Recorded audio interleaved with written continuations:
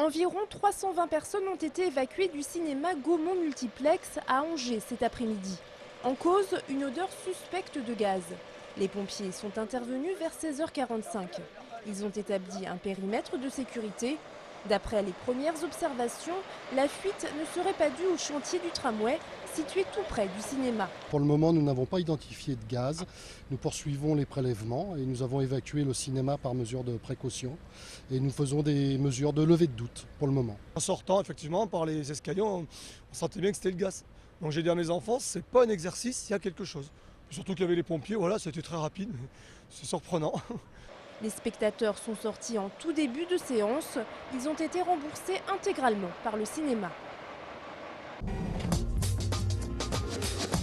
On se met en situation illégale parce que la préfecture est illégale. Donc on est surtout en colère, on attend des solutions. Ça va faire 2 mois maintenant qu'on est dans ce squat et on aimerait bien pouvoir passer à autre chose, quoi. La colère des squatteurs de la rue Lyonnaise a pris la forme d'une manifestation cet après-midi devant la mairie d'Angers. Depuis 2 mois, des demandeurs d'asile ont rejoint des sans-domicile fixe qui logent dans des locaux abandonnés, propriété de la ville d'Angers. Parmi les demandeurs d'asile, ils sont une vingtaine venus principalement de l'Érythrée et du Soudan à demander un logement.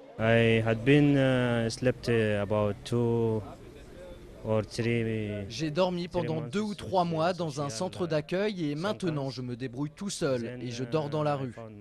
Je voudrais juste vivre en France comme tout le monde.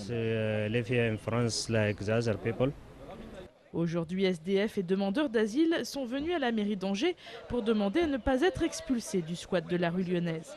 Angers, la convention de Genève, elles ne sont pas respectées parce que normalement, ils devraient avoir un logement et une allocation temporaire, donc à peu près 300 € par mois. Et aucun d'eux n'ont ni de logement ni d'allocation. Le problème pour la mairie, c'est que les SDF et demandeurs d'asile squattent un bâtiment abandonné et donc non préparé à ce type d'accueil. De plus, la ville d'Angers rappelle qu'elle peut aider les SDF, mais qu'elle n'a pas la compétence pour aider les demandeurs d'asile. C'est une compétence d'État.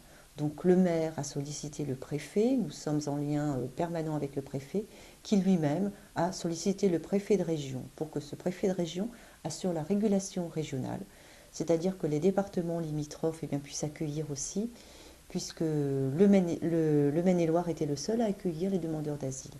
La Loire-Atlantique, la Mayenne et la Sarthe ayant arrêté leur domiciliation.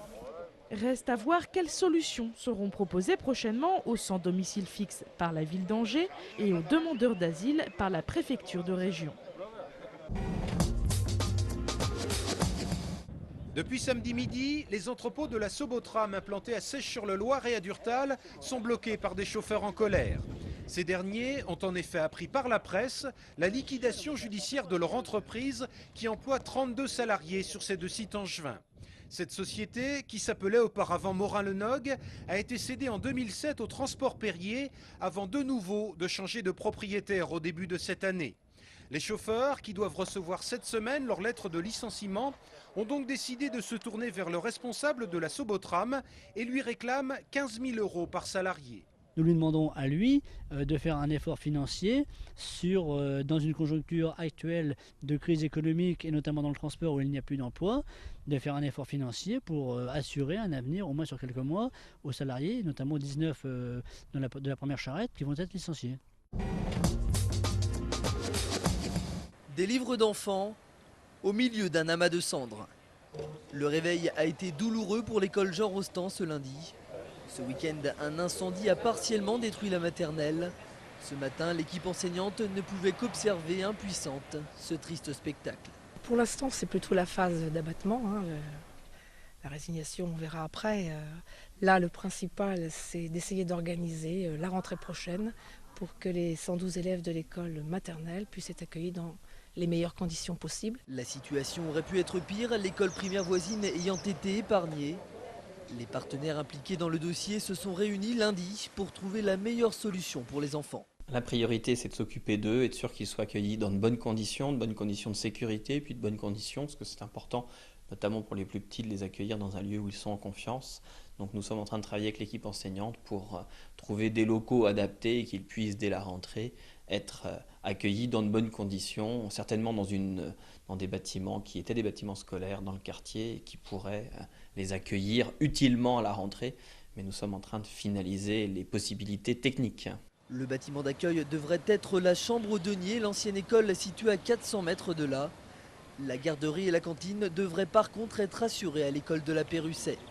Quant à la rentrée des élèves de maternelle, elle est d'ores et déjà repoussée d'une journée, au mardi 21 avril. Angers, Kobayat. 5000 km, c'est la distance qui sépare Angers de Kobayat, au Liban. Un périple que ces jeunes gens ne vont pas faire en avion, mais en Solex. Derrière ce projet un peu fou, pas de mission humanitaire, juste l'envie de partager entre copains une expérience unique. Les 5 garçons devraient arriver au Liban au mois de juillet. Enfin, si tout se passe bien, ces Solex en effet ne sont plus tout jeunes. Mais Thomas, le mécano de la bande, a toute confiance en ses pétrolettes. C'est pas compliqué du tout comme moteur, et si bien que les sources de panne, il y en a beaucoup moins que sur des moteurs un peu plus complexes. Et puis une fois que ça tourne, c'est réputé pour être increvable. Leur aventure, les garçons ont décidé de la partager avec leurs proches. Dimanche, famille et amis étaient conviés au château d'Angers pour assister au départ de la bande. On a confiance en eux, on a confiance dans l'équipe, on a confiance dans leur morale et dans leur prudence aussi. Donc je crois que on les voit partir joyeusement. On a fait quelques trucs aussi comme ça, nous, quand on avait son âge. Donc moi c'était plus à vélo, lui c'est plus en Solex. C'est peut-être un peu de famille, ses envies de faire des choses un peu comme ça. Et c'est depuis la cour même du château que les garçons ont démarré leurs engins. C'est un grand voyage qui nous attend, donc c'est plein d'émotions à la fois.